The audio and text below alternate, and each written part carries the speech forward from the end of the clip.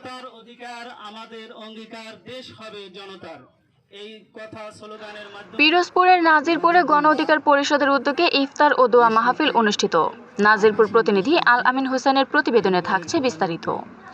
রবিবার 23শে মার্চ বিকেলে উপজেলার সার্জিক্যাল ক্লিনিক ভবনে এ মাহফিলের আয়োজন করা হয়। এতে প্রধান অতিথি ছিলেন পিরোজপুর জেলা গণ অধিকার পরিষদের সভাপতি মোহাম্মদ নাজমুল হুদা সোহাগ।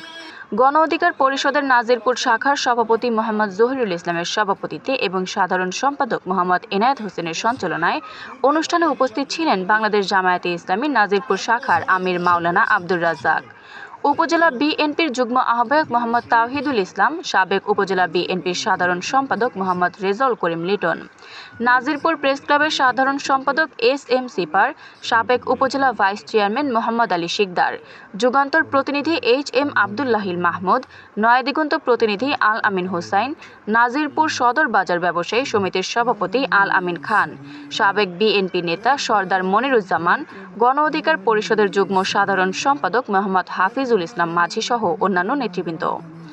ইফতার মাহফিলে বক্তারা মাহে রমজানের তাৎপর্য তুলে ধরে দেশ ও জাতির কল্যাণ কামনা করেন।